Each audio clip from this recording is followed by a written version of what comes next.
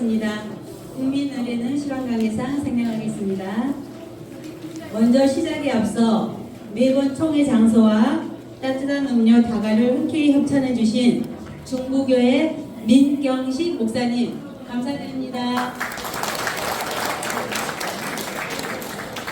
또 협찬과 함께 이 자리에 참석해 주신 농협 송탄지점 권근영 상임사님 감사합니다. 박정환 지점장님 감사합니다. 다음은 염정호 부위원장님께서 나오셔서 내빈 소개가 있겠습니다.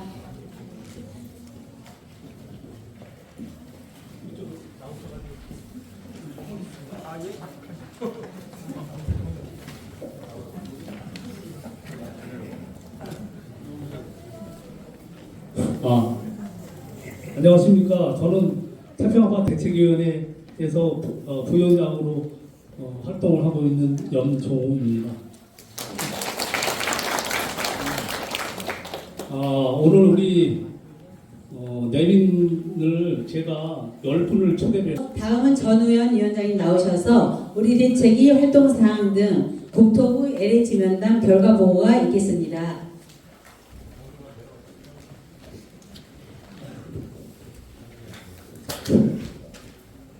다시 뵙겠습니다. 방금 아까 참여한 그 시장 후보자 시의원 만나가지고 우리의 그 예획을 쭉 설명했습니다.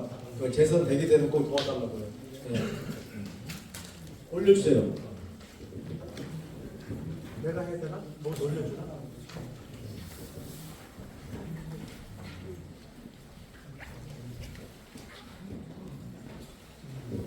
네, 지금부터 25년 총회 결산 보고를 갖도록 하겠습니다.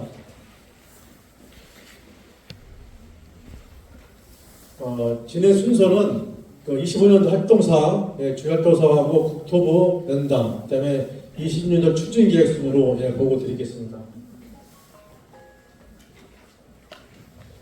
활동사항은 아까 서두에 말씀드렸지만은 저희들이 올해 7월 31일까지 지자모 조사를 해야 되는데 답이 없어가지고 저희들이 일주일 동안 LH 진주에 본사에 가가지고 저희들이 시위하는 이거 안 되네? 이거 안 되는 거야? 안 되네? 이거 내가 할게. 먼저 이거 내가 할게. 먼저 저희가 3월 26일 날 2차, 6월 25일 날 7차 평택시에서 민간보험 협의체를 해냈습니다. 8차가 9월 중에 실시해야 되는데 국토부에서 입장이 곤란하니까는 국토부가 참석을 안 해가지고 저희 대책위원장들 협의해서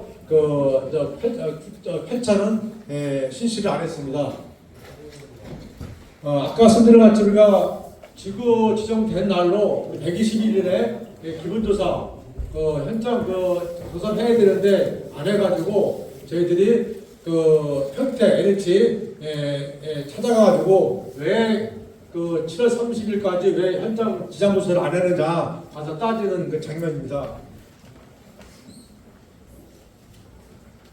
이와 관련해가지고 저희가 9월 8일부터 12일까지 일주일 동안 진주에 가가지고 진주 이게 LH 본사입니다. 이게 거기서 200여 명이 가가지고 집회한 장면입니다. 그래서 그 다음에 우측에는 저희들 일주일 동안 하면서 비 맞을 때나 또 차도에 누워서 집행부 20여 명이 집행부가 누워서 집회를 했습니다. 이 과정에서 정말 힘들게 했어요. 예산이 없으니까 이게요.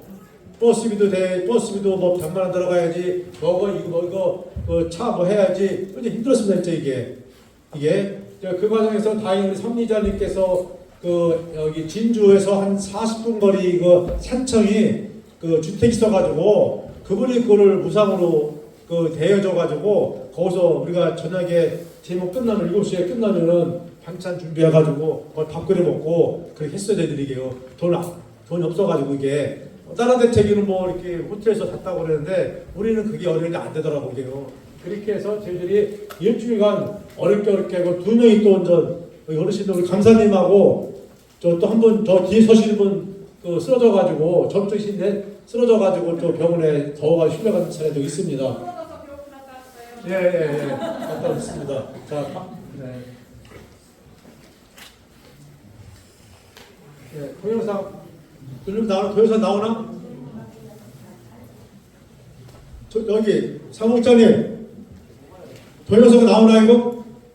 육국장님 동영상 안 나와요? 동영상 그 준비 좀 잘해봐. 어떻게 하면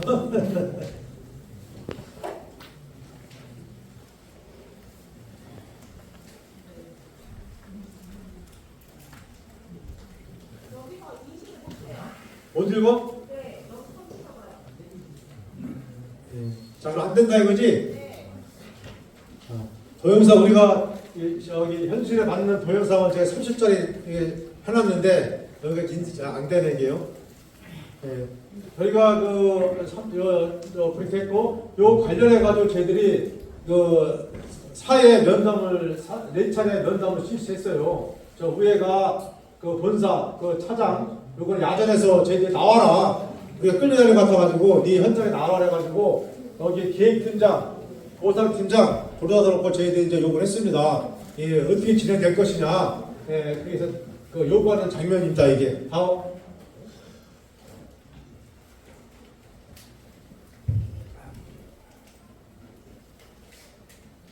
이거 왜 그래? 여기 잘 봐봐. 사무국장님, 이거 왜, 잘, 여기 잘 집중해야 돼, 여기 집중을. 이거 집중을 잘 해봐. 네.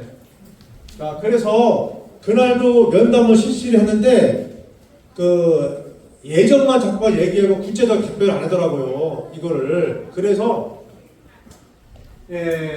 이명진 국회의원, 저희 사무실에 오시라 해가지고 이어가지고 저희들이 이거 저희 거네 이거 이제 해가지고 이병진 의원님을 저희 사무실에 불러 오셔가지고 이건 그 수용 문제에 대해서 설명하는 장면입니다 이게. 자 그래서 그 집회한 게 확실한 게 답이 없다 보니까는 저희들은 그 이병진 의원 얘기해가지고 맹성조 국토통일위원장 그 주재하에 저희들이 일정을 잡았어요. 국회 가가지고요. 10월 26일 날 4시에. 그 당시에 국감 시간에 저희들 시간을 냈어요. 어렵게. 활짝 국감 하더라고요. 그래서 그분이 주체가 되니까는 또 국토부, LH 본사, 지사장, 팀장 12명이 왔고 우리가 10명이 올라갔어요. 올라가가지고 이 당시에 이제 강력하게 저희들이 그 확답을 받으려고 했어 이거를요. 그래서 이게 공문입니다. 이게 이제 얘네들 정식적인 공문을 안 주고 여기에 이제 그 국토상임위원장이 회의를 하니까 이렇게 이제 완페이지로 여기 나오죠. 주택공사 이렇게 이렇게 해가지고 완페이지가 받아왔어요 이거를요. 여기를 보게 되면은 뭐라고 되어 있냐면은 26년도 상반기에 이쪽에 보세요. 잘 보이니까는. 26년도 상반기에 기구계획 승인 신청한다 이거요. 내년 상반기에. 그 다음에 27년도에 승인이 떨어지고 그러면은 이게 26년도에 상반기에 인력 보강을 하고 현재 인력 보강이 안 됐다는 거예요. 예산이 없어가지고 상반기에 여기 우리 지제 공동특별지구에 인력 보강을 해서 그 직원이 보강이 되고 하반기에 지자본 조사를 했다는 거예요. 하반기에 지자본 조사를. 여기에서는 27년 상반기에 승인. 그럼 29년도 하반기에 착공 예정으로 되어 있잖아요. 그죠? 하반기. 자, 그러면은 29년도에 하반기에 착공한다고 그러면은 28년도에는 보상이 나온다고 볼 수 있는 거지, 이게요. 이 안대로 간다 그러면은 얘들은 계속 이 안을 주장하는 거예요. 우리가 답변 줄 수 있는 거는 이 안입니다. 해놓으라고요. 여기 단서가 제가 설명해 드릴게요. 이 아닙니다. 그래서 33년도에 33년도 하반기에 준공을 했다. 이렇게 답변을 받았어요. 근데 이제 단서가 있어요. 이 단서 때문에 우리가 저 하나가 더 싸워야 돼요. 이 단서 때문에 어떠한 단서냐? 여기 단서가 이렇게 있어요. 이렇게요. 보상 관련 일정 해가지고 이게 뭐냐면은 24년도, 26년도 하반기에 지자본 조사 예정이다. 이게 내년에. 자, 그런데 실제 손실, 손상, 보상 협의 시기는 지자물 조사 완료 후, 요 지자물 조사가 6개월일 수도 있고 1년일 수도 있고 2년일 수도 있어요. 지자물 조사가 이게 여기에 보통 1년 잡고 있거든요. 근데 얘네들이 일찍 끊으려면 2년 될 수가 있는 거 이게요. 빨리 하려면 6개월 할 수도 있는 거고. 용인 남사 같은 경우는 지자물 조사하는 중에 책정이 됐어요. 감사 평가사가 빨리 이루어진 거죠. 이게 빨리 이루어진 거지 이게. 우리 같은 경우는 일단 지자물 조사가 완료 후에 그게 중요한 거예요. 완료 후에 LH 사업 여건, LH 사업 여건 및 정책 추진 사항 등에 따라 결정된다. 이게 뭘 뜻하냐면은 우리나라에 수없는 지구정이 돼 있어요. 아까 말씀드렸죠. 한강 김포지구가 우리는 137만 평인데 한강 김포지구는 200만 평이에요. 더 커요. 또 서울 근교고. 근데 거기는 거기하고 여기가 윤 대통령 때 지정이 됐잖아요. 거기는 내가 어저께 덜 했어요. 거기는 지자물조사 계획이 아예 없어요. 그러니까요. 아예. 근데 우리는 잡혀 있는 거예요. 하반기에. 우리는 이게. 자, 그런데 문제는 뭐냐? LH 사업 여건, 정책 추진 사항에 결정한 이게 뭐 뜻하냐면은 많은 지구적이 되어 있지만은 그 과정에 또 LH가 이게 50%가 지자물에서 한다고 하면은 우리가 앞당겨야 이게 이제 이루어지는 거예요. 또 정책적 추진사 이게 뭐냐? 청와대라든가 정치인들이 역세권이 여기 필요하네, 빨리 해야 되네. 이게 이루어져야 되는 거죠. 평택에는 이게 형편없는 데야 사업성이 없어. 그러면은 지자물 조사 한다 하더라도 이것 때문에 밀릴 수 있다 이거예요. 자, 그래서 우리가 어떻게 해야 되느냐? 시랑 국회의원이라든가 우리가 요구를 해야 돼요.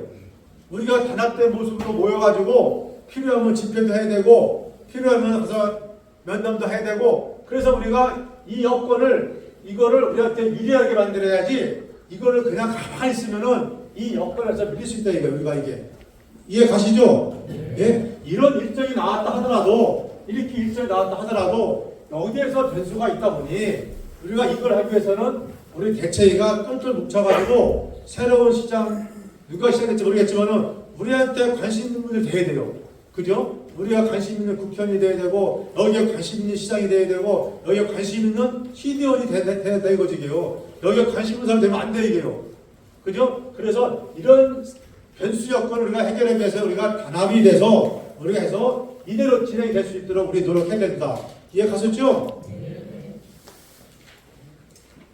자, 우리가 이제 추진 사항입니다. 이게 우리 대책위가 추진 사항인데 각 대책위가 요구 사항이 달라요. 이게 약 30명까지가 돼요. 대책위가.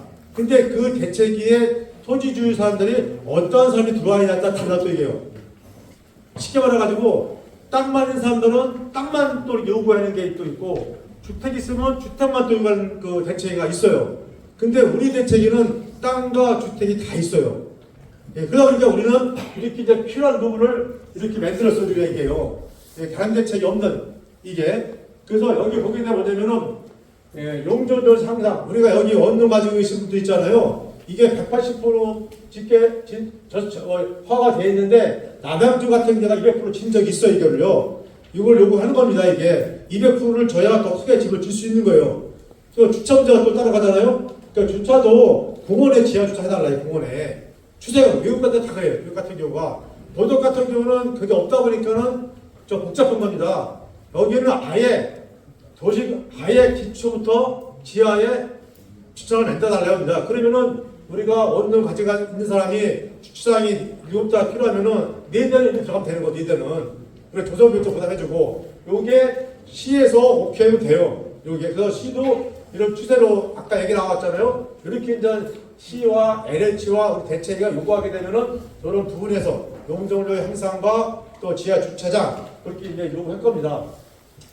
우리가 또 주변 시세 30% 현수시가 3.5배 우리가 최소한 2,800 이상이 나와야 현 시가 받을 수가 있는 겁니다. 2,800 이상이 나와야 보통 이게 그래서 우리가 그 30% 현수시가 3.5배 이상 나와야 된다는데 지금 남사 이동 지역에는 감정 평가사에게 들어보니까는 거기가 어렵게 얘기하더라고요. 거기가 남사 이동이 대지가 뭐 500 정도, 그다음에 이제 이마 계획관리 지역이 한 300 정도 나왔다 하더라고요. 근데 거기가 여기보다 여건이 나쁘잖아요. 그지 여건이 훨씬 낫잖아요 이게요. 그래서 우리는 그 이상으로 우리가 감정 평가사 아까 말했죠. 주민동의 그 동의서를 잘 내야 저희들이 주민감정평가 설정해야 여기에서 우리가 요구할 수 있는 거니까는 꼭그 참고해 주시기 바랍니다. 그 다음에 네 번째가 6월 15일 이전에 그 공고되기 이전에 이전에 한 넘버 혜택이 있는데 요런 그러니까는 6월 15일 이전에 준공이 돼서 내가 살아야 혜택이 있는데 근데 내가 집을 짓는 과정에서 이 공고가 됐네? 해당이 안 돼요. 그런 부분도 해달라. 또 우리가 살고 있는데 특별한 사정으로 내가 주소를 못 옮겼다. 이런 분들도 이자 혜택이 달라. 그런 내용입니다. 그 다음에 1세대 주택 소유자 이택하고 아파트 분양권을 2개 달라. 그런 내용입니다. 그 다음에 여기 있는 상가라든가 그 창고 이런 분들 그 상가 창고는 혜택이 없어요. 상가 창고도 8평을 달라. 이런 거. 또 우리가 아까 얘기했던 뜨거운 감자가 뭐냐면은 어르신들 그 단독주택 살고 있는데 이거 진짜 어떻게 할 겁니까? 돈이 나와도 한 5, 6년 있다가 집을 줄 수 있는 거예요. 아파트 마찬가지고. 그래서 이거를 사전에 국립 쪽이라든가 영아파트 해주게 되면은 저희들이 그 들어가 살겠다, 집을 살겠다 이런 내용을 요구하는 겁니다. 저희들이. 그 다음에 아까 말씀드렸지만은 저희 대책이기 때문에 양도소득세도 저 감면이 됐고 이게 장기 보유세인데 이것도 저희들이 요구하고 있는 거냐면은 1가구 2주택은 10년만 가지고 있으면은 80% 감면이 돼요. 이게 비과세가. 근데 토지는 15년을 가지고 있어도 30%밖에 안 돼요. 이게 뭐냐면은 이게 똑똑한 사람들, 도시 사람들은 혜택을 보고 있는데 우리 같은 서민들 있잖아요. 농사 짓는 사람들 있잖아요. 땅 팔으면 다 세금입니다. 지금 이게. 그밖에 안 돼요. 이것도 우리가 진짜 주택과 똑같이 요구를 해야 됩니다. 이게. 그래서 이런 부분을 우리 대책위가 요구를 할 겁니다. 이거 올라갔죠. 이렇게. 그 다음에 최근에 아까 말씀드렸잖아요. 1세대 주택 비과세. 이것도 3배에서 4배인데 여기 계시는 분들, 단독주택 사고 계시는 분들 그 세금을 많이 낼 건데 이런 요구 때문에 아마 단독주택은 아마 세금을 안 낸다고 보면 될 것 같아요. 그저 같은 경우 저 같은 경우는 대지가 300평인데 주택이 40평이에요. 그러면 120평만 그 비과세고 나머지는 세금 엄청 많는데 이것 때문에 세금이 많이 들렸다 이거죠. 이게 뭐냐? 그러나 대책위에서 이런 걸 자꾸 요구를 하기 때문에 이런 혜택을 보는 겁니다. 이게 그래서 대책위 믿고 같이 해주시기 바랍니다. 시간 질문 좀 드려요. 요거에서 아니 지금 사업 일정 추진하고 뭐 수용 처리 대책위에서 요구를 한다고 하셨는데 어떻게? 대책위에서 이런 좋은 이런 일들을 요구를 한다고 하셨잖아요. 그런데 지금 아까 그 변호사님 아까 나오셔서 말씀하신 거 보니 26년도에 보상 협의가 이루어지고 27년 된 보상 이걸 완료하고 착공이 된다 하셨는데 지금 이런 사업 일정을 대책위에서 이게 정확한 거예요. 언제 추진하고 계십니까? 언제 추진하냐고요? 수용을 한다고 지금 말씀하셨는데 지금 내가 뭐냐면은 일정 좀 알려주세요. 그 아까 얘기했죠 이게. 언제요? 여기 아까 설명했잖아 이거. 그러니까 여기 있잖아 일정. 이게 최근 일정이에요 이게. 최근 일정이시고 이대로 이제 LH가 이 계획대로 간다는 거예요. LH는 그런데 이제 대책위에서 그러면 이런 요구사항을 LH에다가 지금도 하고 있는 거 이거. 지금도 진행되고 있는 그럼요. 아까 인명의 형체가 있잖아. 아까 이거 있잖아 이거. 보면은 뭐냐면은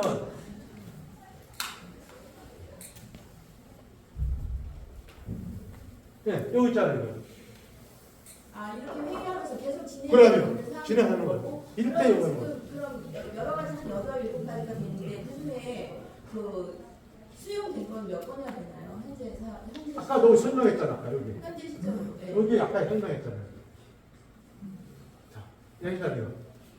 그 중에서. 네, 네. 이거 지금 이거 자기 뭐 있어? 이거 아까 요거 있잖아요. 요거. 예. 요거. 예, 예. 그다음에 이거. 이거. 이게 지금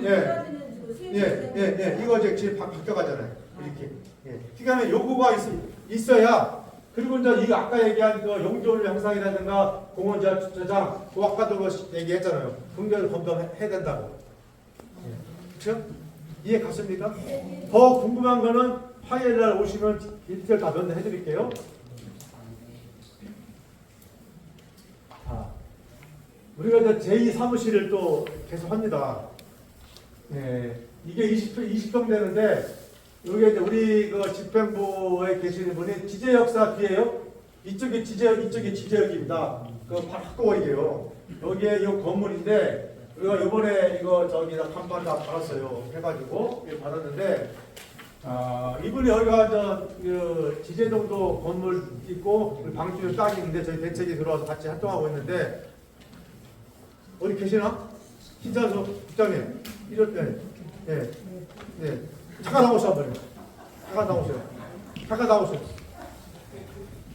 이거 사무실마다 임대비가 한 5, 60만 원 받는 건데 이거 무상으로 좀 제출해줬습니다. 이게 우리 여기 신천소 연구 한번 해주세요. 네.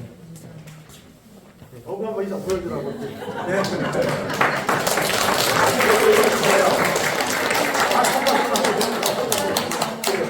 우리 신천소 우리 국장님께서 요 사무실 요거 20평을 임대해다가지고 간판 다 달았습니다. 그래서 왜냐면 이게 우리가 다 보수해가지고 이렇게 했습니다. 더 꾸며야 됩니다. 그 난방기도 들어와야 되고 일단 꾸며야 되기 때문에 일단 간판부터 이렇게 다 나왔습니다.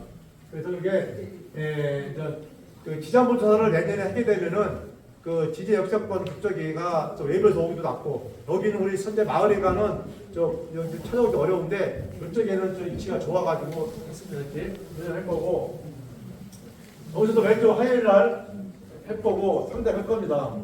여기는 교통이 좋아가지고 여기가 좀 홍보하는데 되게 좀 좋을 것 같아요. 여러분들도 우리 다니면서 홍보 많이 봤죠? 이렇게요. 노란 색깔 이렇게요. 그것도 다 집행부가 또 고민해서 어떤 거 잘 뛸 거냐 이렇게 해서 만드는 겁니다. 그래서 우리가 현재 이제 법무법인이 화담하고 박앤정 두 군데 선정을 했습니다. 저희들이 법률 자문 때문에 그래서 법무법에서는 향후 절차 준비를 도와주는 것이 향후 절차 준비 도와줄 것이고 기본조사 방법, 보상 대처 방법, 토지 감정 평가, 정액 절차, 생활권 보상 이거를 저희가 계속 고민해서 여러분들 질문을 받아서 물어봐가지고 여러분들 피해가 안 가도록 이렇게 무상으로 다 법률 제공 받을 겁니다. 무상으로. 다른 데는 뭐 시간당 돈 받는데 다 무료로 다 해줄 겁니다. 이 법무법인에서 감정평가 주의했잖아요. 지자본 조사 대비 최근에 이동감사 감정평가 스터디를 저희 합니다. 최근에 어디 감정평가사가 잘했는지 불러서 어떻게 준비해야 되는 것인지 이걸 집행부가 고민할 거예요. 그런 다음에 이분이 잘했을 경우에 우리가 총회 때 불러다가 할 겁니다. 그다음에 어떻게 잘 봤는지 작성, 보상, 평가 방법 이렇게 준비할 겁니다. 이렇게 됐고요. 자, 여기서 가장 궁금한 거 있으면 제가 다 45분이네요. 연장을 끝내지 않았으니까 그러니까 제가 질문을 받을게요. 궁금한 거 있으면요. 질문하세요. 다 마스터한 겁니까? 질문 없으면 다 마스터한 거고 없으면 질문할 수 있으면 궁금한 거 있으면. 자, 그래서 우리 이제 대책위가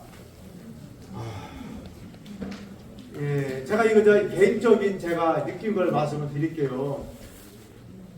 저가 공직자에 있었던 공직을 35년 공직을 했었는데 대책위원장을 하니까는 별별 저기가 다 유혹도 있고 불법도 있고 이런 게 많이 있어요. 들어보니까는 하다 보니까는 그런 유혹도 있고 그런데 이제 이게 우리가 대책위가 옛날에 다르잖아요. 모두 투명했다, 투명. 그죠? 그래서 제가 대책위 보면서 집행부한테 우리를 위한 대책위가 아니다. 집행부란 대책위가 아니라 우리는 주민을 위한 대책이다. 당장 내 주변에 어르신들도 있고 여러분들도 그 집행부도 다 있잖아요. 그분들 도와주자. 우리가 잘 받으면은 다 잘 받는 거기 때문에 우리가 공부를 하고 노력을 해서 우리가 도와주자. 이런 뜻의 저희들이 모였어요. 이게 지금도 변함이 없습니다. 지금도. 그러니까 아까 얘기한 무료로 주게 되고 또 마을에 가도 무료로 우리가 쓰고 있어요. 그게 없으니까 이게 예산 문제가 이게 그래서 우리가 이제 예산은 우리가 이제 집행부가 30 또 데모할 때도 또 우리도 했는데 30 그다음에 여러분 회원들이 이제 10만 원씩 도와주는데 이것도 이제 초당에는 거쳤는데 또 이게 잘 안 되더라고 또 이게요. 이게 그래서 여러분들 힘들지만은 17반이니까는 여러분들 좀 돌아가시게 되면은 1년에 한 번만이라도 다른 대책에는 또 이렇게 뭐 매달 뭐 이렇게 한다고 그러는데 우리는 그러고 싶지는 않고 1년에 10만 원씩만 도와주면은 그래도 사면 이거 프랑카드 같은 경우도 이번에 190만 원 들어갔어요. 다 가는 거. 이게 다 돈이 없잖아 이게. 그런 부분이 어려움이 있다 보니까는 우리 집행부가 고생도 해도 우리 집행부 잘 받은 것도 아니잖아요. 또 이게 다 잘 받는 거 아니까. 그런 집행부가 돈도 더 내야 되고 또 시간도 막 해야 되고 이렇게 노력하고 있는데 여러분들은 그냥 좀 이렇게 물질적으로 이제 한 번씩만 도와주면은 저희들이 이거 운영하는데 좀 할 수 있잖아요. 근데 일주일 대면할 때 진짜 힘들었어요. 진짜 힘들었어요. 뭐 좋을 수 있는 것도 아니고 여러분들 이렇게 평택시, 그러니까 듣기로는 평택시 자체가 지금 예산이 없어서 이 사업 자체가 좀 이건 평택시에서 상관없어요. 평택시랑 상관. 네, 상관없어요. 상관없어요. 사업 자체가 좀 계속 뭐 지연되는 상황이다 뭐 이렇게 또 듣기도 해서. 그래서 뭐가 있냐면은 평택시에는 돈이 없으니까는 SRP GTS가 했잖아요. 그 전에 뭐 3천억이 뭐 표달 3천억이 돈이 없잖아요. 돈이 어디서 나와야 돼요? 이 사업이에요. 이 사업. 개발 사업. 이 사업을 해야 돈이 나오는 거예요. 그 때문에 GTX가 28년도에 뭐 나왔잖아요, 이게요. 그러니까 여기는 여건이 그나마 좋기 때문에 김포 한강지구는 가까워서도 안 되는 거고 여기는 삼성이라든가 있다 보니 삼성도 5기 이제 하잖아요. 여기 우리 사장님 삼성에 잘 하시거든요. 그러니까 여기는 GTX 28년도, 삼성도 28년도 뭐 5기가 한다잖아요. 그러니까 그 여건 때문에 여기는 하는 것 같아요. 이게. 그래서 우리가 지금 아까도 간단히 얘기했지 모르겠지만은 점심에도 저희들이 밥을 끓여 먹어요. 그냥 반찬 가져와서 끓여 먹어 이렇게. 그렇게 하고 있으니까는 이게 누구를 위해 뭐라고요? 우리를 것이 아니라 여러분들 위해서 우리 가는 겁니다. 여러분들 위해서. 그러니까는 내가 항상 그래요. 집행부가 위원장이다. 내가 위원장이 아니라 집행부가 위원장이다. 여러분들 다 위원장이에요. 내가 위원장이 아니라 여러분들 다 위원장이라는 마음을 가지셔야 돼요. 내 것만 잡아둘 수 없잖아요. 내 것만. 우리 사장 옆에 계시는데 내 것만 잡아둘 수 없잖아 이게. 그건 아니잖아요 이게요. 그죠? 아니잖아요 이게. 다 잘 받게 노력하는 거니까는 여기 계신 분들 좀 이렇게 집행부 힘좀 나게끔 좀 도와주시면 감사하겠습니다. 호소가 됐습니까 이렇게?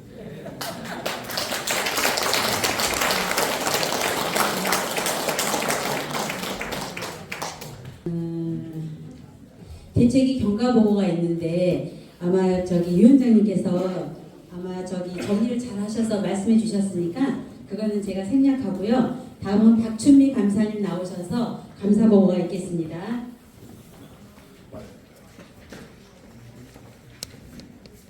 안녕하세요. 안녕하십니까 주민 여러분. 대책위 감사직을 맡고 있는 박춘미입니다. 총회에 참석해 주셔서 진심으로 감사드립니다. 오늘은 지난 1년간 대책위 수익과 지출 그리고 전반적인 운영 상황을 투명하게 보고드리고자 합니다. 먼저 수입입니다. 우리 대책위는 임원 회비와 주민 여러분의 자발적인 회비만으로 운영되고 있으며 어떤 단체나 특정 세력으로부터 후원금을 절대 받지 않습니다. 이 원칙은 대책위가 외부 영향 없이 오로지 주민 이익만을 위해 움직이기 위한 것입니다. 지출은 회의 운영비, 공문 자료, 제작비, 현수막 등 홍보비, 그리고 현장 대응을 위한 대외 활동비로 사용되고 있습니다. 모든 지출은 근거가 명확하고 감사 과정에서도 문제없이 건전하게 집행된 것으로 확인했습니다. 임원과 주민 회비만으로는 국토부와 LH와의 협상 준비에 필요한 자문과 대응을 마련하는데 어려움이 있습니다.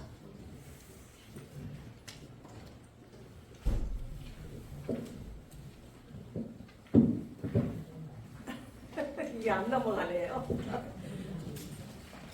여러분도 잘 아시겠지만 토지 수용 문제는 개인이나 소수로는 절대 대응할 수가 없습니다. 그래서 대책위가 한 목소리로 뭉치는 것이 매우 중요합니다. 여러분의 회비는 단순한 부담이 아니라 우리 재산을 지키기 위한 투자입니다. 지금의 작은 회비가 나중에 몇 배의 보상으로 돌아오는 구조라는 점을 꼭 말씀드리고 싶습니다. 앞으로는 대책위가 외부에 흔들리지 않고 주민의 힘으로 운영될 수 있도록 자발적인 참여를 부탁드립니다. 회계는 앞으로도 투명하게 공개하며 책임있게 관리하겠습니다. 우리 모두의 재산을 지키기 위해 끝까지 함께해 주시길 부탁드리겠습니다.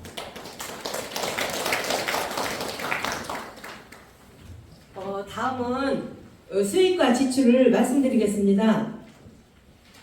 임원 회비가 570만 원 들어왔고요. 그리고 회원 회비가 1,729만 8,600원이 들어왔어요. 그리고 전년도 2월 금액이 681만 4,452원이 들어와가지고 2,991만 4,298원이 되었어요. 그 중에 지출이 2,580만 7,773원이 해가지고요. 지금 현재 잔액이 410만 6,525원이 남았어요. 이게 결산 보고입니다. 그리고 제가 말씀드릴 내용은 지금 현재 들어오고 있는 금액으로 우리가 활동하기에는 많이 부족해요. 그래가지고 대책위원회 회의를 마치고서 대책위원회 사무실에서 저희가 각자 반찬을 가져오고 쌀을 준비하고 해가지고 대책위원회 회의실에서 밥을 해먹고 있습니다. 저는 제가 감사를 맡고 있는 사람인데 한 가정의 엄마로서 알뜰하게 살림 사는 그 모습을 보이기 위해 열심히 노력하고 있습니다. 앞으로도 여러 회원 여러분들께서 많은 도움 있으시면 감사하겠습니다. 감사합니다. 감사합니다. 다음은 법무법인 정홍철 변호사님 나오셔서 수용에 관한 보상 절차와 보상을 잘 받기 위한 설명 있겠습니다. 나오실 때 큰 박수로 환영해 주십시오.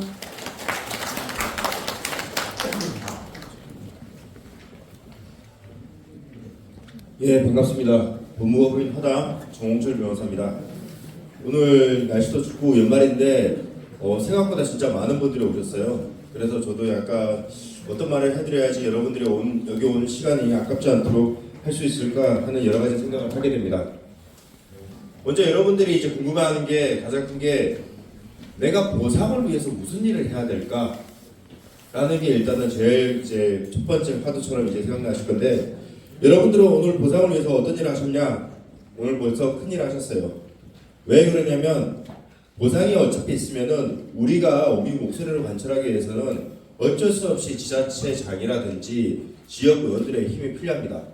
그리고 그 사람들이 관심을 가져줘야지만이 우리의 목소리를 낼 수 있는데 오늘 어쨌든 6분 오셔서 여러분들의 한테 소개도 하고 여러분들의 절박한 심정도 전했고 그리고 그분들이 얘기하는 것도 들어줬기 때문에 여러분들이 오늘 할 수 있는 가장 큰 일을 하셨다라고 생각합니다.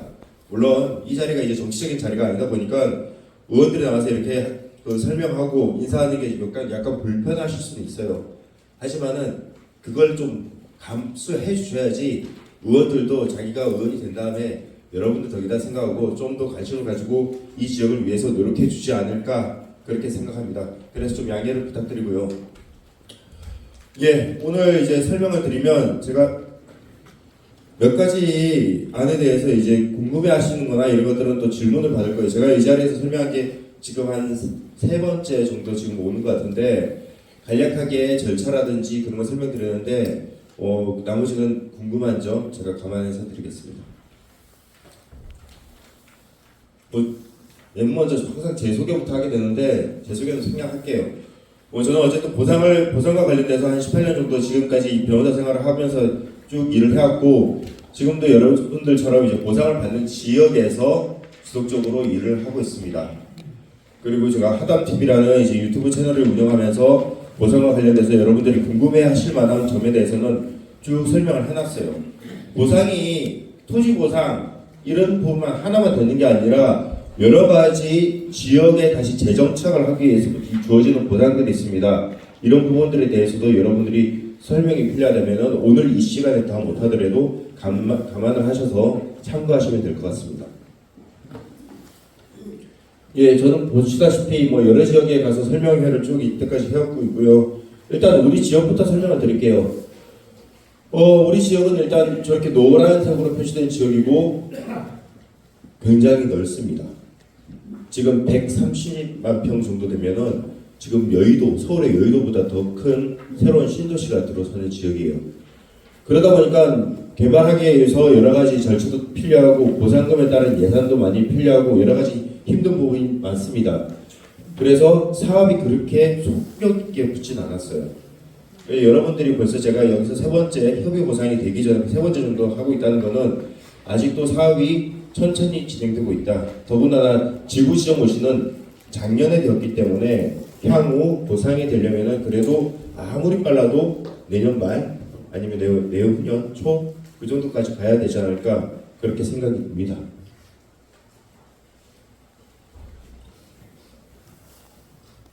계속 절차에 대해서 설명을 많이 들으셨을 거예요. 그런데 오늘 여러분들이 저희한테 이제 이의 절차나 이런 것들을 감안하실 필요는 없습니다. 다만 여러분들은 아시고 가셔야 되는 게 이 협의 보상 기간, 협의 보상금의 산정 여기까지만 오늘 생각하시고 가면 됩니다. 앞으로 여러분들은 겪게 되는 거 생각해보죠. 사업 시행자가 여러분들 이제 지작물이라고 하는 표현도 좀 마음에 안 들지만 어쨌든 건축물과 여러분들이 갖고 있는 토지를 외적으로 갖고 있는 물건들에 대해서 물건 조소 목록을 만들 겁니다. 그때 여러분들이 하셔야 될 게 뭐겠어요? 물건 조소 목록을 만들 때 누락된 게 있나 없나 사업 시행자하고 같이 논의를 하면서 만드셔야 돼요. 왜 그러냐면은 지금 여러분들이 생각하시는 그 건축물 한번 생각해 보죠. 건축물은 어떻게 보상하냐? 면적에 일단은 중시를 둡니다. 면적을 중시두고 그 다음에 이 건물의 제조달 원가를 따집니다. 제조달 원가라는 거는 철근 콘크리트 쪽 건물인가 아니면 그냥 철골 쪽 건물인가 샌드위치 판넬 쪽인가 이렇게 해서 이 건물을 지금 다시 지으면 얼마가 될 것인가를 따집니다. 그리고 다시 지을 때 드는 돈이 만약에 제곱미터당 150만 원이다. 예를 들어서 그렇다면 거기다 면적을 곱하게 되죠. 그런 다음에 다시 곱하는 게 뭐냐? 철근 콘크리트 쪽 건물 같은 경우는 지금 내구 연한을 한 50년을 보고 있어요. 그렇다면은 여러분들이 몇 년이나 사용하셨는지를 한번 봅니다. 예를 들어서 내가 25년을 썼어요. 그러면 아까 150만 원에 제곱미터당 150만 원의 제조달 원가 새로 짓는데 드는 돈, 그 다음에 면적 곱하고 그 다음에 하나 더 곱하는 게 이미 절반을 썼기 때문에 곱하기 2분의 1을 합니다. 그렇게 해서 여러분들 보상 금액이 정해집니다. 그러면은 여기서 제조달 원가도 중요하고 내구 그 연한에 따라 사용 연한도 중요하지만 또 뭐가 중요하냐면 면적이 중요해요. 면적은 여러분들 이제 보시면은 건축물 대장상의 면적과 실측 면적이 있는데 실제로 적용되는 면적은 실측 면적이에요. 불법적으로 지었다고 하더라도 보상에 있어서는 누락되지 않습니다. 그렇기 때문에 여러분들이 만약에 좀 더 넓게 지었거나 면적이 크다면 실측을 해서 그 면적을 반영해야 되는데 일반적으로 측량을 안 하고 그냥 측량을 안 하고 그냥 공무상의 면적으로 가져갈 가능성이 커요. 그래서 우리가 만약에 실측했을 때 좀 더 넓은 면적에 대해서 했다고 한다면 반드시 실측을 해야 되고 그 다음에 여러분들이 갖고 있는 물건들 뭐 장독대라든지 화단이라든지 그다음에 철문, 그다음에 담장, 바닥에 콘크리트 이런 것 콘크리트 친 거 그런 것들도 다 보상 대상이에요. 그래서 그런 것들도 하나하나 목록에 누락된 게 없는지 확인을 해보셔야 돼요. 근데 만약에 이런 확인들이 만약에 본인들이 하기 힘들다. 그러면 물건조서가 작성되고 나면은 대책위에 와서 한번 상의를 해보세요. 그럴 때는 저희 법무법인에 와서 그 대부분의 물건들이 갖고 있는 특성에 의해서 이 정도 물건이 있어야 되는 데서 어떤 누락되거나 안 보이는 물건들이 있으면 저희가 물어보고 누락되지 않도록 이렇게 드릴 겁니다. 일단은 누락을 막는 게 제일 중요합니다. 자, 그래서 물건 조성이 만들어졌습니다. 그리고 나서 감정평가사 선정하고 보상협의회가 개최되고 있습니다. 감정평가사가 선정됩니다. 여러분들이 열심히 동의서를 구하고 있죠, 지금. 동의서를 구해서 여기 지금 개발되는 지역의 소유자 총수의 2분의 1, 그 다음에 총 면적의 2분의 1이 넘는 동의서를 모아야지만이 A라는 감정평가사를 내 금액을 산정하는데 넣어주세요라고 사업시행자한테 보낼 수 있습니다. 만약에 그 요건이 안 쳐지면은 여러분들을 대변한 감정평가사를 보내지 못합니다. 그럼 결과적으로 누가 평가합니까? 사업시행자 측에서 정한 평가사 하나랑 그 다음에 가급적 중립적인 역할을 한다고 하지만 결국 사업시행자 측에 붙어서 평가할 가능성이 높은 지자체 평가사 2명이서 평가를 해서 결국 여러분들이 받을 최초의 협의보상금액이 통지됩니다. 이걸 막으려면은 결과적으로 여러분들이 동의서를 내야 된다는 결론인데 간혹가다 생각하시면은 동의서가 뭐 다른 데 이용될까봐 뭐 위임장도 달라, 주민등록증 번호도 달라, 아니면 뭐 주민등록증을 찍자 그러니까 불편하시는데 그런 걸 생각하실 필요 없이 그 동의서를 꼭 내야 돼요. 동의서를 냈다. 그 다음에 뭘 해야 되냐? 주변에 동의서를 안 낸 사람이 있는지 보고 동의서를 내라고 독려를 해주셔야 돼요. 대책위는 여러분들 여기까지 모으는 데는 성공했어요. 근데 여기 안 모이신 분들을 대책위가 더 모을 수 있습니까? 더 모으기 위해서 노력하겠죠. 하지만 그것도 한계가 있기 때문에 여기 오신 분들이 가급적 전파를 해서 여기 우리 지역만큼은 우리가 소유자 추천을 최대한 잘 방어해서 그 다음에 여러분들 보상금을 방어하는 역할을 할 수 있도록 그렇게 해야 됩니다. 자, 그렇게 해서 보상금이 통지가 됩니다. 그리고 협의 보상 기간이 진행됩니다. 협의 보상 기간이라는 건 뭐냐면 보상금이 통지되고 통지된 금액으로 내가 사겠다라고 이제 의사표시를 한 거예요. 사업시행자가 여러분들 토지를 지금 이 금액으로 사겠습니다라고 통지를 떠줬어요. 그러고 나서 얼마를 주냐? 한 달 이상의 기간을 주면서 기다립니다라는 표시를 하는 거예요. 그 기다립니다라는 표시를 하면 여러분들은 그 기다린 안에 가서 매매 계약을 체결하면은 협의라고 표현해요. 근데 그 기간 내에 여러분들이 안 가요. 나는 팔고 싶지 않아. 이 금액 싫어. 그래서 그 기간을 도과합니다. 그러면 사업시행자는 뭐라고 표현하냐? 협의 결렬이라고 표현합니다. 그리고 그 기간 내에 안 오면 결과적으로는 협의가 결렬되었기 때문에 내가 저 사람 땅이 꼭 필요한데 사업시행자가 저 사람 땅이 꼭 필요한데 나한테 팔지 않으니까 사업시행자는 이제 강제로 뺏어가는 수용 절차에 들어가게 되는 겁니다. 여러분들은 종착지가 있습니다. 지금 보시면은 협의가 마음에 안 들어도 수용 때 평가를 다시 받고 이의제기할 때 평가를 다시 받고 행정소송 때 다시 평가를 받아서 보상금을 증액시킬 수 있는 기회가 있습니다.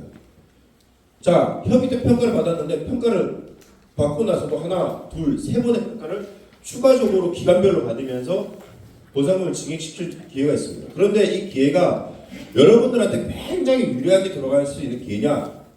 그렇지 않을 가능성이 크다는 거예요. 왜냐? 협의 때도 감정평가사가 있기 때문에 이 평가된 내용에 대해서 약간의 구속력을 가져서 드라마틱하게 올리기가 힘들어요. 뭐 처음에 협의 금액이 나왔는데 내가 이제 뭐 소송까지 갔더니 50%가 올렸다, 100%가 올렸다 이런 경우는 거의 보기 힘듭니다. 올라도 소송까지 가더라도 한 10% 내외 협의 금액에 그 정도가 이제 뭐 방어선으로 보여지고 그러다 보니까 우리가 이런 절차를 밟는 것보다도 법무법인에 맡겨서 이런 절차를 밟는 것보다도 최대한 높은 협의 금액을 산출받아서 협의를 할 수 있는 기회를 만드는 게 여러분들한테 제일 필요한 겁니다. 자, 그러기 위해서는 우리가 또 뭘 해야 되냐? 보상협의회가 개최된다고 했습니다. 보상협의회는 주민들과 그 다음에 사업시행자와 지자체가 보상협의회를 구성해서 향후 진행될 보상을 어떻게 할 것인가에서 논의될 수 있는 공식적으로 법적으로 마련된 자리입니다. 그때 사업 시행자는 본인들 개발에 필요한 얘기를 하겠죠. 소유자는 여러분들이 재산보호를 위한 말들을 할 겁니다. 그러면 그 가운데 있는 지자체는 가급적이면 누구 편을 들었으면 좋겠습니까? 여러분들 편을 들으면 좋겠죠. 그러기 위해서 오늘 이 자리에 있으신 분들의 얘기를 들으셨다 생각하시면 돼요.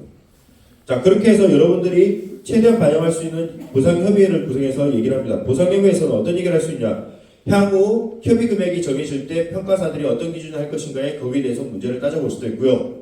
그 다음에 여러분들이 나중에 보면은 받으실 대토라든지 간접보상에 관련된 그런 부분들에 대해서도 논의를 하실 수가 있습니다. 그리고 최종적으로 여러분들이 보상이 다 끝나면은 이전을 해야 되고 그 다음에 농사를 짓는 걸 다 끝낸 다음에 모든 걸 정리하셔야 되는데 그 이전하는 부분에 대한 절차도 이 보상협의회에서 논의할 수 있습니다. 그러면은 법적으로 여러분들의 주장을 관철시키기 위해서 마련된 기구는 보상협의회가 거의 유일하다 보셔야 됩니다. 나머지는 어떤 식으로 접근하냐? 결국은 여러분들이 접근할 수 있는 방법은 무력적인 방법밖에는 없다고 볼 수 있어요. 법적으로는 이 법이 여러분들 보상을 잘 받게 해주기 위해서 만든 법이 아니라 여기에 개발을 쉽도록 만든 법을 만들어 놓고 그 와중에 여러분들이 반발하는 부분을 최소화시키기 위해서 보상 여러 가지 장치를 둔 것에 불과합니다. 그러다 보니까 여러분들의 반발을 최소화하는 거예요. 많이 줘가지고 만족스러움을 주는 게 아니라 반발을 최소화하게 만든 것이 지금 보상에 관련된 법들이에요. 그러다 보니까 여러분들의 권리를 보호할 수 있는 건 결국 여러분들이 같이 모여서 시위를 하든지 아니면 농성을 하든지 그래서 상대방이 내 땅을 호락호락하게 가져가지 못하도록 막을 수 있는 그런 장치가 거의 유일하다 보여져요. 그런데 그런 장치 외에도 일단 법적인 장치는 보상협의라는 게 있으니까 10분 활용을 해야 된다. 그 부분을 생각하셔야 되고요. 절차는 협의보상금 절차는 지금 굳이 아실 필요는 없어요. 이 지금 협의보상금액이 무조건 중요하니까. 협의보상금이 통치되고 나면 나중에 저희가 이제 할 수 있는 거는 이 보상금이 어떻게 나왔는지 정보공개 청구를 해서 그 내용을 들여다보는 건 나중에 할 수가 있고 그런 것들에 대한 평가 구성도 저희 법무법인에서 다 해드립니다. 그래서 여기서 하면은 증액될 가능성이 좀 어느 정도 보이는데요. 아니면은 증액되기가 조금 어려운데요. 이런 것들도 제가 나중에 다 말씀을 드릴 수 있어요. 그럼 여러분들이 나중에 협의를 할 것인지 내가 이의를 할 것인지 그런 기준에 대해서도 설명을 좀 드릴 수가 있을 거고요. 저희가 말씀을 드릴 때는 그냥 드리는 게 아니라 현장 조사나 이런 걸 다 통해서 여러분들이 어쨌든 가지고 있는 재산을 법무법인 눈으로 보고 그리고 이제 상담을 하고 대책을 수립해 드리는 겁니다. 자, 이런 절차들은 이제 좀 지나가셔야 되는데요. 이제 보상금이 어떻게 선정되는지를 여러분들은 이제 많이 해서 들으셔서 이제 아실 거예요. 우리가 부동산에 내 땅을 팔 때는 호가와 그다음에 호가가 있고 그다음에 내가 실제 매수하려고 하는 사람들의 이제 마음이 있고 하다 보니까 되는데 여기는 여러분들 땅에 누가 사겠다는 사람이 딱 정해진 게 아니라 여러분들 땅에 객관적으로 평가를 한다고 생각하시면은 여러분들의 생각하는 가격보다 낮을 수밖에 없어요. 예를 들어 볼게요. 여기 계신 분 중에 누구는 나는 평당 1,000만 원 이하는 절대 안 팔 거야 라는 생각이 있는 분들도 있을 것이고 어떤 분은 평당 700, 어떤 분들은 뭐 지금 돈이 급해서 300에도 팔 거야 라는 사람이 있습니다. 그러면은 여기에 땅값은 얼마입니까? 1,000만 원을 부른 사람이 그 가격이 땅값입니까? 아니면 300에도 팔겠다는 사람이 땅값입니까? 내용을 알 수 없죠 사실은. 그런데 그런 걸 다 지켜놓고 여기에 일반적으로 거래되는 평가를 하다 보면은 실제 호가를 1,000만 원 부른 사람은 그 1,000만 원에 절대 못 갈 가능성이 높다고 생각하시겠죠. 자, 그래서 객관적으로 지금 잡을 수 있는 금액들을 따져봅니다. 그렇게 하기 위해서 뭘 하냐? 개별 토지가 있어요. 개별 토지는 잠시만. 이 개별 토지는 첫 번째 비교 표준지와 비교를 합니다. 비교 표준지는 공시지가 가격이 있습니다. 공시지가 가격이 만약에 10만 원이면 개별 토지를 다 비교해 봅니다. 내 땅과 비교 표준지를. 도로 조건이 어떠냐, 획지 조건이 어떠냐, 그 다음에 주변의 행정 조건이 어떠냐, 그 다음에 그 접근 조건, 상권이라든지 교통의 편부가 어떠냐 이런 것들을 따지고 봅니다. 그래서 비교 표준지와 내 땅이 결과적으로 똑같다는 결론이 만약에 났어요. 거의 똑같다는 결론 나오지 않습니다. 하지만 비교 표준지가 10만 원인데 공시지가 10만 원인데 내 땅이 비교 표준지와 똑같다라면 내 땅 가격도 10만 원이에요. 그런데 우리가 비교 표준지 가격으로 거래하지 않지 않습니까? 그러다 보니까 주변에 실제 거래되거나 보상이 된 사례들을 찾습니다. 평가사들이. 그래서 이게 적정한 사례다라고 하면은 그 사례를 가지고 비교 표준지와 다시 비교를 합니다. 비교를 했더니 비교 표준지와 거래 사례 지금 뭐 도로 조건 아까 말했던 여러 가지 개별 조건들이 똑같습니다. 그러면은 거래 사례가 만약에 30만 원에 거래했다면은 비교 표준지도 30만 원에 거래되어야 됩니다. 근데 아까 비교 표준지 가격이 얼마라고 했어요? 10만 원이라고 했죠. 그럼 비교 표준지 곱하기 얼마를 해줘야 됩니까? 3을 해줘야 됩니다. 그럼 결과적으로 내 땅도 곱하기 3을 해서 마지막 가격을 잡습니다. 그래서 인근의 거래 사례나 보상 선례를 잡는 게 굉장히 중요한 일입니다. 이 일을 누가 해주냐? 결국은 평가사들이 정하는데 재량을 가지고 정하는데 그 재량권을 최대한 여러분들 입장에서 방어해 줄 사람은 소유자 추천 평가사예요. 예를 들어서 아까 말씀드렸지만 300만 원에 거래된 것도 있고 400만 원에 거래된 것도 있고 550만 원에 거래된 것도 있어요. 자, 어느 게 거래 사례냐 물어보면은 사람들은 갸우뚱합니다. 어느 게 거래 사례일까? 하지만 아까 제가 말했습니까? 300만 원에 거래된 사례도 있고 500만 원에 거래된 사례도 있고 550만 원에도 거래된 사례가 있다고 했습니다. 그러면 이 세 개는 다 거래 사례입니다. 그 중에서 어떤 걸 갖다 쓸지는 평가사의 재량 범위로 넘어갑니다. 사업시행자는 낮게 된 거래 사례를 갖다 쓰려고 하겠죠. 여러분들은 높게 된 거래 사례를 갖다 썼으면 좋겠죠. 그걸 누가 방어해줘요? 결국은 소유자 추천 평가사가 여러분들 입장에서 최대한 높게 평가된 거래 사례를 갖다 쓰려고 합니다. 그러다 보니까 평가사들별로 금액 차이가 나올 수밖에 없는 상황이 돼요. 협의 보상 금액이 나와도 여러분들은 만족할 수가 없어요. 근데 오늘 이걸 보면서 협의 보상 금액이 그러면 높게 나오기 위해서 내가 뭘 해야 될지 한번 봅시다. 비교 시 오류가 발생합니다. 표준지하고 내 개별 토지를 비교하는데 오류가 발생합니다. 평가사들은 여러분들 땅 몇백 필지, 몇천 필지를 세세하게 다니면서 다 기재해가지고 다 정리한 다음에 그걸 가지고 와서 자료를 써서 평가했으면 좋겠지만은 나중에 협의평가는 한 달 내에 거의 다 이루어집니다. 한 달 동안 그 많은 필지를 어떻게 다 이해하면서 볼까요? 불가능하죠. 대충 둘러봅니다.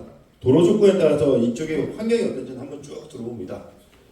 그리고 나서 표준지도 가봅니다. 하지만 개개인의 필지를 하나하나 다 체크하기는 너무나 짧은 시간입니다.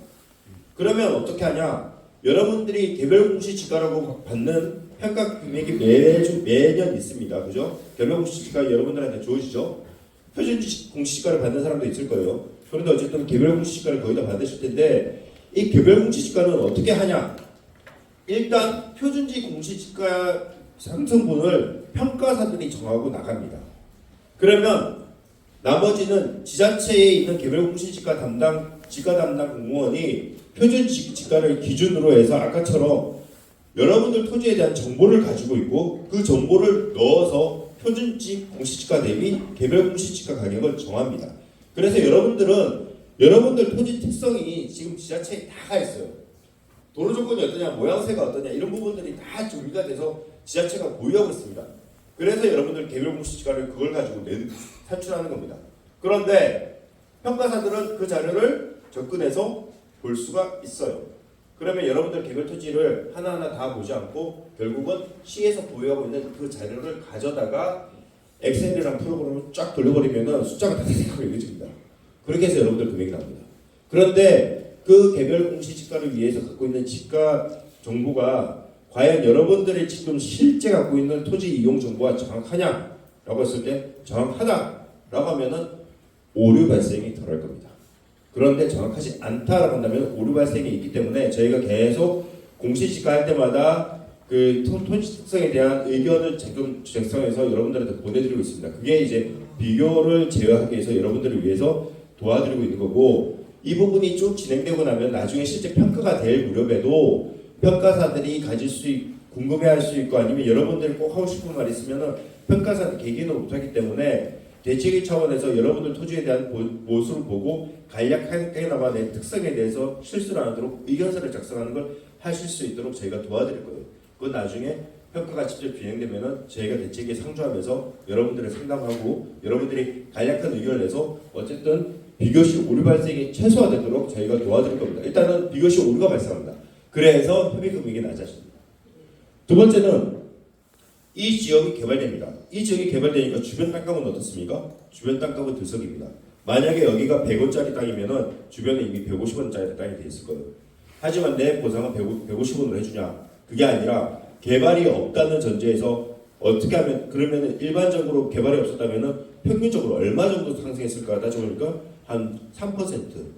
그러면은 150원으로 평가되는 게 아니라 103원, 이렇게 3% 정도 상승한 겁니다. 이런 식으로 이제 평가가 됩니다. 그러다 보니까 여러분들 입장에서는 굉장히 부당하게 느껴지죠. 왜냐하면 주변 땅값이 이미 무지겠는데 내 보상 금액은 턱 없어서 주변 땅을 살 수가 없어요. 그런데 평가를 할 때 그렇게 평가를 합니다. 자, 그래서 개발이익 배제를 한다는 전제적으로 하다 보니까 어떻게 되냐? 주변에 좀 좋게 나온 거래 시세는 개발이익이 반영됐다고 해서 제외를 하려고 자꾸 합니다. 아까 말했던 300만 원 거래된 사례가 있고 500만 원 거래된 사례가 있으면은 나는 500만 원 거래된 사례를 썼으면 좋겠는데 아니야, 500만 원 거래는 여기 개발이익이 들어가서 거래된 거야. 그렇기 때문에 이거 빠져야 돼요. 그래서 300만 원으로 가야 돼. 라고 해서 우리한테 현저히 부당한 거래 사례를 갖다가 쓸 가능성이 있습니다. 이 부분들은 어쨌든 평가사를 여러분들이 소유자처럼 잘 뽑으셔서 방어를 해야 되는 부분들입니다. 이것 때문에 보상금이 낮게 나올 가능성이 있습니다. 마지막으로는 오랫동안 여기가 개발해서 쓰지 못하다 보니까 자연적으로 개발을 하든지 아니면 현상적으로 개발이 되어 있든지 원래부터 해서 지목과 다르게 쓰고 있는 경우가 있습니다. 이런 분들은 보상금이 성격이 다르게 나올 수 있습니다. 그리고 이런 분들은 나중에 보상금에 대한 이의를 했을 때 징역될 가능성도 굉장히 높을 수 있습니다. 예를 든다면은 임야로 쓰고 있어요. 임야로 지목이 임야예요. 근데 실제는 임야가 아니고 나는 전으로 썼고 언제부터 전으로 썼는지도 몰라요. 그럼 토지 이용 상황은 뭡니까? 전이죠. 지목은 임야입니다. 근데 보상은 평가사들이 와서 아니면 사업단에서 와서 처음부터 전으로 해줄까요? 임야로 해주겠죠. 지목으로 따라서. 그렇게 됐을 때 우리가 그렇게 반영이 안 된 것들은 어떻게 합니까? 나중에 이의를 해서 받아야 되는데 그것 때문에 내가 실제 만약에 개별적으로 팔았으면은 임야가 아니라 전으로 팔았을 건데 보상을 받다 보니까 임야로 나와버립니다. 그래서 보상금이 또 낮게 나오는 경우가 있습니다. 이런 것들도 나중에 의견 제가 아까 말했지 않습니까? 평가사가 선정되면은 나는 이런 부분이 좀 얘기를 하고 싶은 부분이 있어야 하면 그걸 쓰는데 거기도 그런 내용들을 쓰셔야 돼요. 편항이 전으로 쓰고 있습니다. 편항이 대주로 쓰고 있습니다. 이런 부분들을 꼭 쓰셔야 됩니다. 그래서 결국은 협의 보상 금액이 낮게 나오는 요인들을 여러분들이 사전에 제할 수 있는 방안들을 찾으셔야 돼요. 지금 보상금 대상은 쭉 설명을 했어요. 여러분들이 뭐 토지도 되고 그다음에 건축물, 그다음에 영업권, 그다음에 영농보상, 축산보상 다 보상 대상이 됩니다. 이런 부분들은 토지하고 건물은 신경을 써야 되는데 나머지 부분에 대해서는 조금 영업권까지 신경 써야 되는데 영농보상, 축산보상 이런 부분들은 비교적 사업시행자가 획일화된 기준을 가지고 접근하기 때문에 여러분들한테 크게 미스가 날 가능성은 없다고 보시거든요. 이런 것들은 나중에 저희가 또 챙겨드릴 겁니다. 자, 오늘 손 한번 들어볼게요. 귀찮죠? 하지만 손 한번 들어볼게요. 주거용 건축물을 가지고 여기 사시는 분들이 있어요. 여기서 주거용 건축물을 가지고 이 3주군에 거주하고 있다. 뭐 쉽겠지 않을 거예요. 예, 몇 분들이 이제 계시는데 그런 분들은 이제 이주자 택지라고 해서 이 지역에 다시 재정착할 수 있는 택지를 받을 수 있는 권리를 받으실 수가 있어요. 이 부분들은 기준되는 분들은 또 제가 다음에 설명드릴 겁니다. 그래서 이주자 택지가 있는데 우리가 이주 대책이라면은 세 가지를 말하거든요. 이주자 택지, 이주자 주택, 이주정착금 이 세 가지가 있는데 이 세 가지는 개별적으로 다 주는 게 아니라 이 세 가지 중에 하나만 주면 끝이에요. 이주 대책으로. 그래서 택지를 가급적이면 그 중에 택지를 받는 게 최고고 그래도 택지를 받기 싫어 난 아파트 갖고 싶어 하면은 주택으로 받아야 되고 이도저도 아니면 이주정착금을 받아야 되는데 이주정착금은 최대 맥시멈 상한이 2,400만 원입니다. 그에 비해 택지와 그 다음에 주택이 가지는 프리미엄은 상당히 높기 때문에 만약에 택지나 주택이 좋아진다면 이주정착금을 굳이 받을 이유는 없겠죠. 그 다음에 살고 계신 분들은 주거의존비를 받습니다. 우리가 보통 1인 가구가 한 달에 살면 얼마 정도 쓰는지를 가지고 그 주거의존비 기준을 삼아요. 지금 나와 있는 기준을 보면은 1인 가구가 한 달 정도 살면은 한 220만 원 정도를 쓴대요. 그 두 달치를 줍니다. 그래서 1인 가구면은 450만 원, 2인 가구면 640만 원. 그 2인 가구는 뭐냐면 여러분들이 그 세대원으로 등록된 수를 말하는 거예요.